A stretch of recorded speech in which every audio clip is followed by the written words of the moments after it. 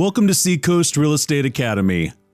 Today in our Laws and Rules series, we'll be taking a look at handling trust funds.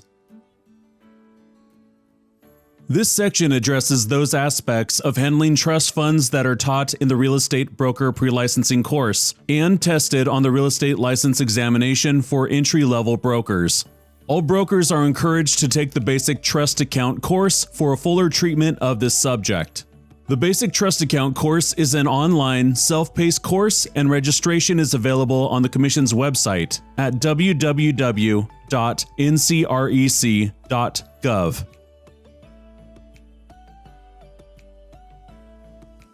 Definition of trust money. In the context of real estate transactions, trust money is most easily defined as money belonging to others received by a real estate broker who is acting as an agent in a real estate transaction. It is also any money held by a licensee who acts as the temporary custodian of funds belonging to others. Such money must be held in trust, even if the circumstances are only collateral to the licensee's role as an agent in a real estate-related manner, such as a listing agent receives monies from his out-of-town seller for yard maintenance while the property is being marketed.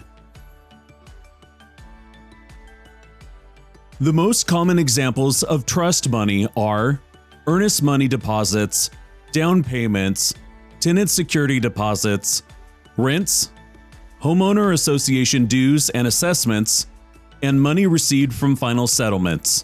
In the case of resort and other short-term rentals, trust money also includes advance reservation deposits, state and local, if applicable, sales taxes on the gross receipts from such rentals.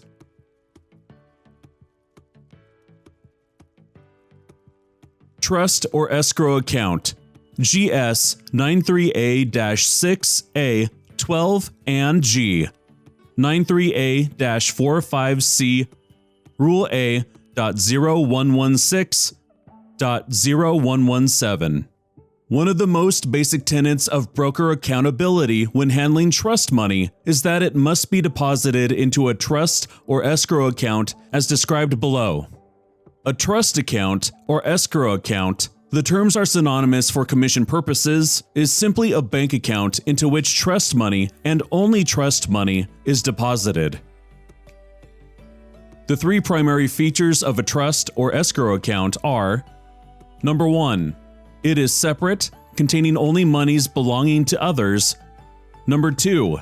Custodial, meaning only the broker or the broker's designated employee has disbursement control over the account, but no one who has funds in the account has that ability. And number 3. Available on demand, that is, the funds may be withdrawn at any time without prior notice.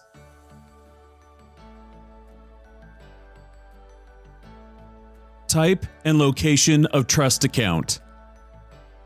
A broker's trust account or escrow account must be: Number 1. A demand deposit account. Number 2. In a federally insured depository institution. Number 3. Lawfully doing business in North Carolina. And number 4. That agrees to make the account records available for inspection by Commission representatives, GS 93A-6G. Thus, for the purpose of holding most trust money, the bank can be located outside North Carolina if the foregoing conditions are met.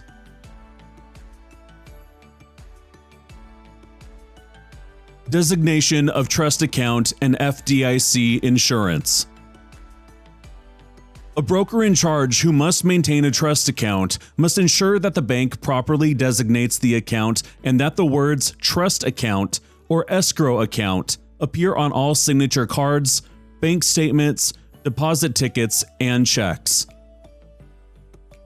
Even though the escrow account typically is in the name of the company or broker, so long as the broker properly designates the account as a trust or escrow account and keeps accurate records that identify each owner of the funds and/or depositor, the buyer, seller, lessor, lessee, etc., the depositors are protected from the funds being frozen or attached if the broker or trustee becomes insolvent, incapacitated, dies, has tax liens, becomes involved in a lawsuit, etc.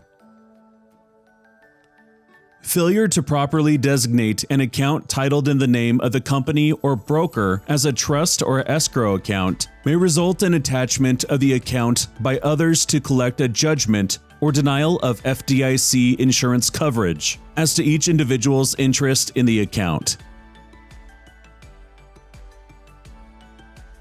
So long as the account is properly designated as a trust or escrow account, all deposits are insured by the Federal Deposit Insurance Corporation up to $250,000 per each individual for whom funds are held. Thus, a broker's trust account may contain $500,000 total, but all funds are fully insured so long as no one individual's interest in the account exceeds $250,000. Note, however, that an individual may still be underinsured if the individual maintains accounts in his or her individual name at the same financial institution as the broker's trust or escrow account. When a trust account is required.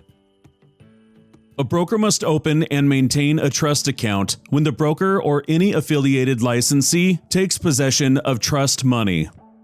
A broker who is inactive or otherwise not using his or her real estate license is not required to open or maintain a trust account because he or she should not be engaged in brokerage nor receiving monies belonging to others.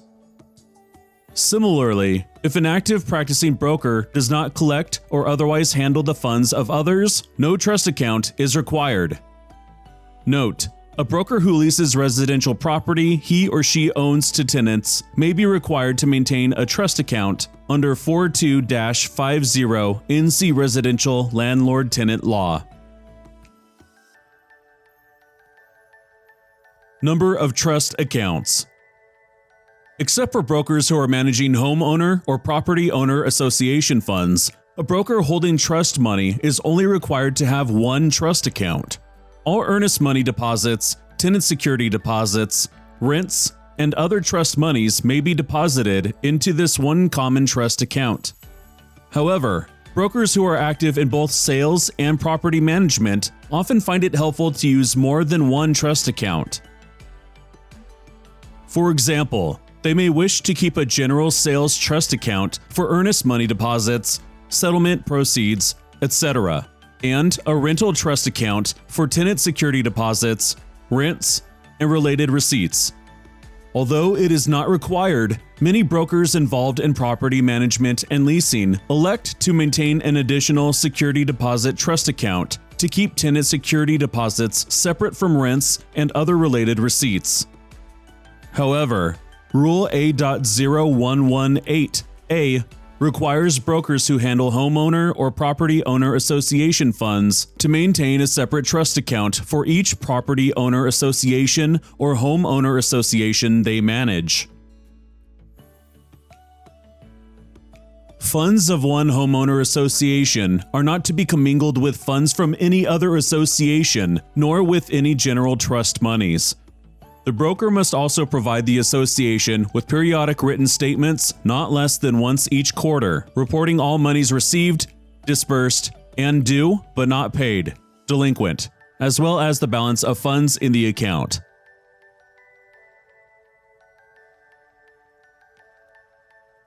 Commingling Prohibited. GS 93A-6A12, the basic statutory provision relating to a licensee's handling of the money or property of others, states that a broker may not commingle his or her own money or property with the money or property of others.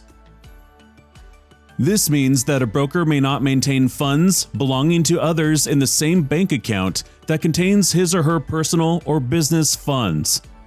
Funds belonging to others must be held in a trust account and, except as described later in the video regarding bank service charges on trust accounts, a broker may not deposit his or her own funds in that trust account. The prohibition against commingling also means, for example, that a broker who has an ownership interest in property is precluded from depositing monies related to that property in his brokerage trust account, such as earnest money, rent, security deposits, etc.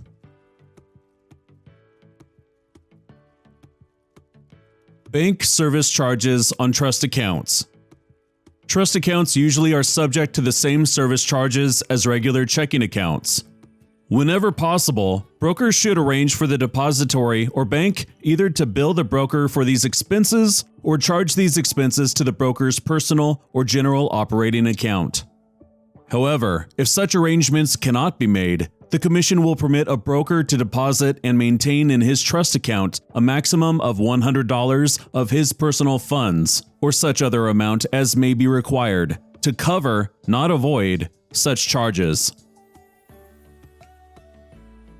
So, if a broker's monthly service charges and other fees typically are $100, then the broker may deposit up to $200 of his or her own money to cover these charges.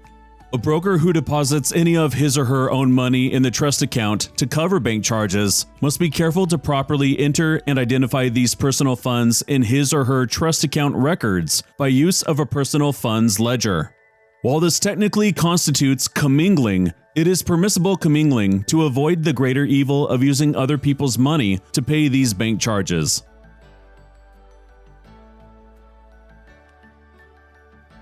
Interest-bearing trust account.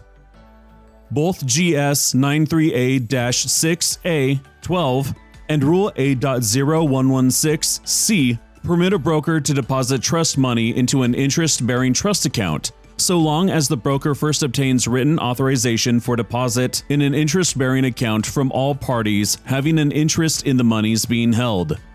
Such authorization must specify how and to whom the interest will be paid. If the authorization is contained in an offer, contract, lease, or other transaction instrument, it must be set forth in a conspicuous manner that distinguishes it from other provisions of the instrument. Remember, however, that all trust accounts must be a demand account, so investment of trust monies in any type of security, such as a government bond or a fixed-term certificate of deposit, is prohibited. If you like this video, feel free to share it with a friend. For more real estate education content, please subscribe to the channel. From all of us at Seacoast Real Estate Academy, thank you for watching.